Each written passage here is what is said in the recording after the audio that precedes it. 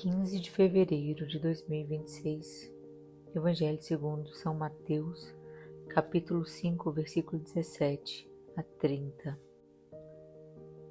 Naquele tempo disse Jesus a seus discípulos: Não penseis que vim abolir a lei e os profetas. Não vim para abolir, mas para dar-lhes pleno cumprimento. Em verdade eu vos digo, antes que o céu e a terra deixem de existir, nenhuma só letra ou vírgula serão tiradas da lei, sem que tudo se cumpra. Portanto, quem desobedecer a um só destes mandamentos, por menor que seja, e ensinar os outros a fazerem o mesmo, será considerado menor no reino dos céus. Porém, quem os praticar e ensinar, será considerado grande no reino dos céus. Porque eu vos digo, se a sua justiça não for maior que a justiça dos mestres da lei e dos fariseus, vós não entrareis no reino dos céus. Vós ouvistes o que foi dito aos antigos? Não matarás. Quem matar será condenado pelo tribunal. Eu, porém, vos digo, todo aquele que se encoleriza com seu irmão será réu em juízo. Quem disser ao meu irmão, patife, será condenado pelo tribunal. Quem chamar o irmão de tolo será condenado ao fogo do inferno.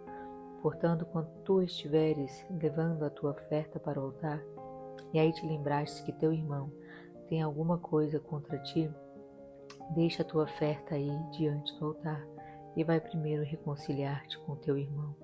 Só então vai apresentar a tua oferta. Procura reconciliar-te com teu adversário, enquanto caminha contigo para o tribunal. Senão o adversário te entregará ao juiz, o juiz te entregará ao oficial de justiça, e tu serás jogado na prisão. Em verdade eu te digo, dali não sairás enquanto não pagares o último centavo. Ouvistes o que foi dito, não cometerás adultério. Eu, porém, vos digo, todo aquele que olhar para uma mulher com o desejo de possuí-la, já cometeu adultério com ela no seu coração. Se o teu olho direito é para ti ocasião de pecado, arranque-o e jogue-o para longe de ti. De fato, é melhor perder um de seus membros do que todo o teu corpo ser jogado no inferno. Se a tua mão direita é para ti ocasião de pecado, corte-a e jogue-a para longe de ti. De fato, é melhor perder um dos teus membros do que todo o teu corpo ir para o inferno. Foi dito também que, se divorciar de uma mulher, dê-lhe uma certidão de divórcio. Eu, porém, vos digo, todo aquele que se divorcia de sua mulher, e não ser por motivo de união irregular, faz com que ela se torne adúltera. E quem se casa com a mulher divorciada comete adultério. Vós ouvistes também o que foi dito aos antigos, não jurarás falso, mas cumprirás os teus juramentos feitos ao Senhor.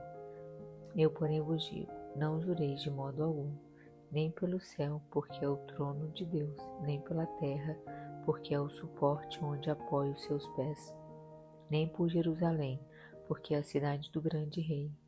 Não jureis tampouco pela tua cabeça, porque tu não podes tornar branco ou preto um só fio de cabelo. Vejamos agora a interpretação desse santo evangelho, à luz da Catena Áurea de Santo Tomás de Aquino. Iniciaremos com Santo Agostinho. Finalmente, porque mesmo os que estavam constituídos nesta vida sob a influência da graça encontravam grande dificuldade para cumprir o que estava escrito na lei.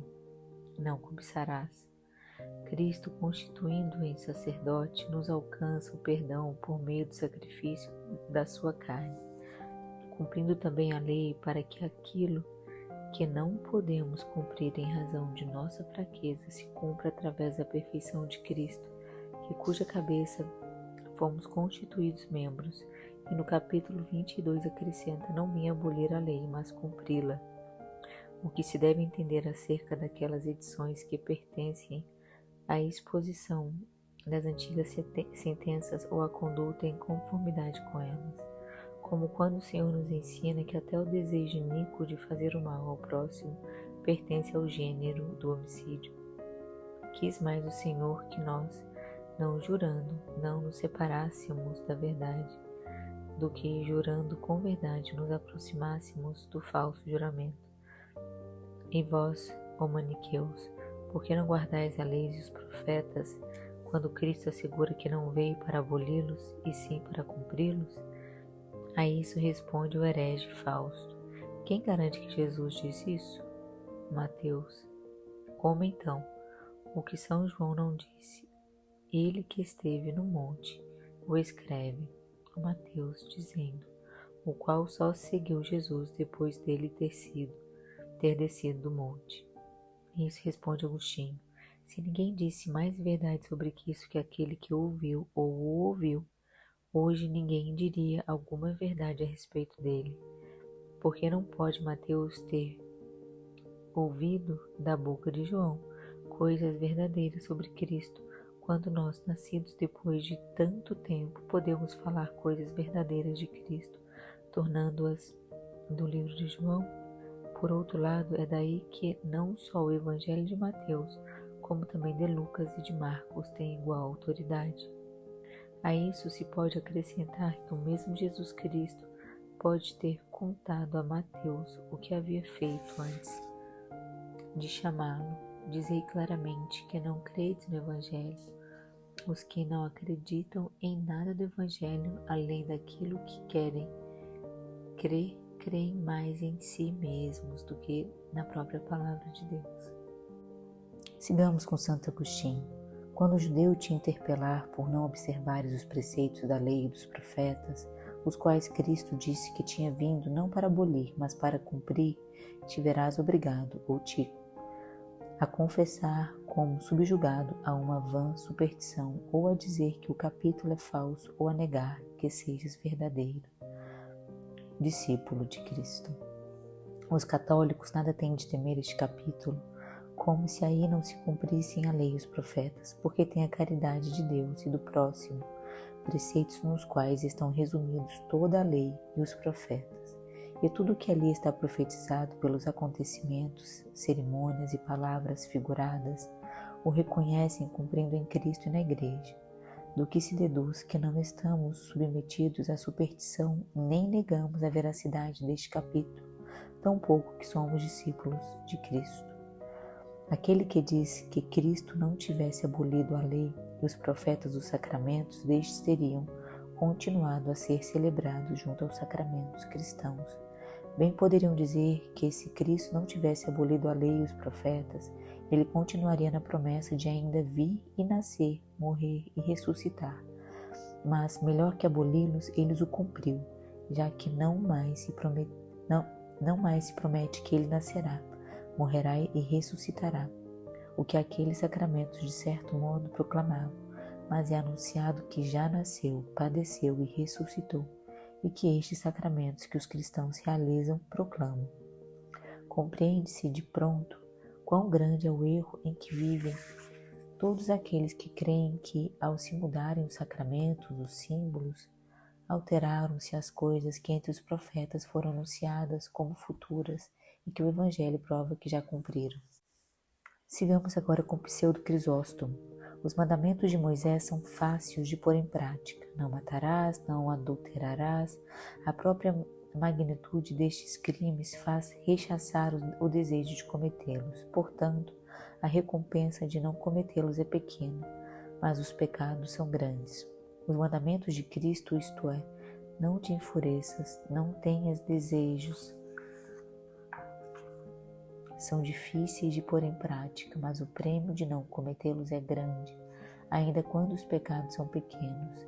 Trata-se destes pequenos mandamentos de Cristo. Não te irarás, não cobiçarás. Logo, aqueles que cometem pecados leves são os menores no reino de Deus, isto é, aquele que se esforçar a não cometer um pecado grande pode considerar-se livre de pena, quer dizer, da condenação eterna, mas nem por isso poderá estar na glória daqueles que cumprem estes preceitos menores. Segunda glosa de Santo Tomás de Aquino: quebrar é não fazer o que se entende perfeitamente que deve ser feito, ou não compreender aquilo que foi depravado, ou destruir a perfeição do que foi por Cristo acrescido. Segundo São João Crisóstomo, aqui chama de justiça a virtude universal, mas que se observa o poder superior da graça, já que pede de seus discípulos, ainda sem instrução, que sejam melhores que aqueles que eram mestres no Velho Testamento. Não chamou de iníquo os escribas e fariseus, porque negou que tivessem justiça. Considera também que com essas coisas confirma o Antigo Testamento diante dos seus apóstolos, comparando com o Novo, pois o maior e o menor são o mesmo gênero. A justiça dos escribas e dos fariseus são os mandatos de Moisés. Os acréscimos destes mandamentos são os mandamentos de Cristo. É isto, pois, o que diz: se alguém, além dos preceitos da lei, não cumprir estes preceitos meus, que entre eles eram considerados pequenos, não entrará no reino dos céus, já que aqueles preceitos livram da pena, devido aos transgressores da lei, sem levar ao reino dos céus, ao passo que estes livram da pena e levam ao reino. Já que são uma mesma coisa o transgredir os preceitos pequenos e o não cumpri-los, porque disse antes acerca dos transgressores, que serão chamados os menores no reino dos céus. E aqui diz que aquele que não guardar os mesmos preceitos não entrará no reino. Há de se entender que ser pequeno no reino é o mesmo que não entrar nele, e que estar no reino não é reinar com Cristo, é sim viver com o povo de Cristo. Como se dissesse que aquele que não cumpre será contado entre os cristãos, porém como um cristão pequeno, e que aquele que entra no reino participa do reino com Cristo. Assim, aquele que não entra no reino dos céus não terá glória com Cristo, contudo, está no reino dos céus, isto é, será contado entre aqueles sobre os quais reina Cristo, que é o Rei dos céus. Sigamos com São Gregório Magno. O Senhor não quer receber o sacrifício do que estão em inimizade. A partir disso, podeis conhecer quão grande é o mal da inimizade que afasta os meios de remissão dos pecados. Segundo Pseudo Crisóstomo, veja-se aqui a misericórdia de Deus, que pensa antes no bem dos homens do que em sua própria honra.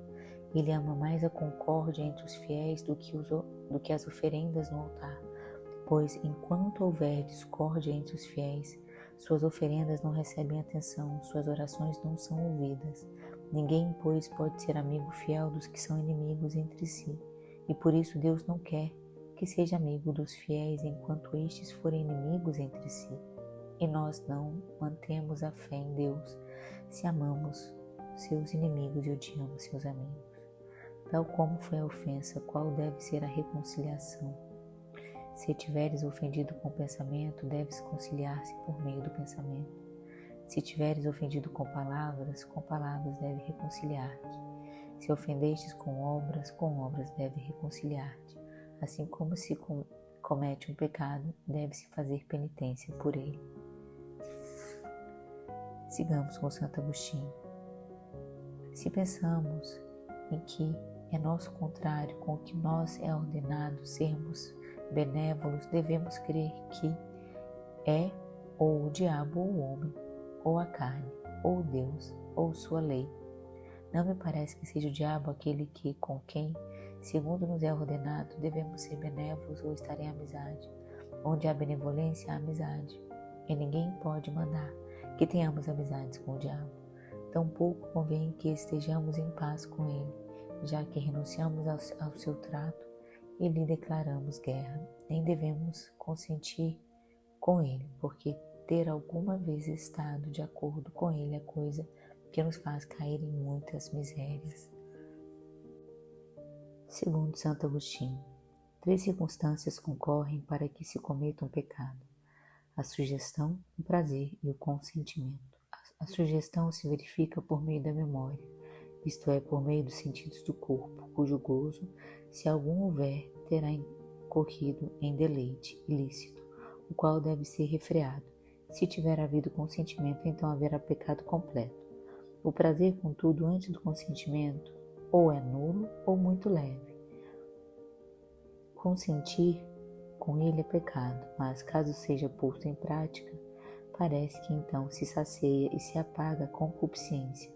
Mas ainda quando a sugestão se repete, o prazer é maior, mas não tão grande quanto aquele que vem a construir um hábito que dificilmente se pode vencer. Segundo São Gregório Magno, Todo aquele que olha exteriormente de maneira desprevenida geralmente incorre no prazer do pecado e, obrigado pelos desejos, começa a querer o que antes não quis. É grande demais a força com que a carne obriga a queda, e uma vez obrigada pela beleza da forma que entra por meio dos olhos, forma-se desejo no coração, que agora só poderá ser extinto com a violência de um grande combate. Devemos, pois, vigiar-nos, porque não se deve olhar aquilo que não é lícito desejar, para que a inteligência possa conservar-se limpa em seu pensamento. Devem os olhos afastar-se da libertinagem, da voluptuosidade, porque são como os ladrões que nos arrastam para a culpa.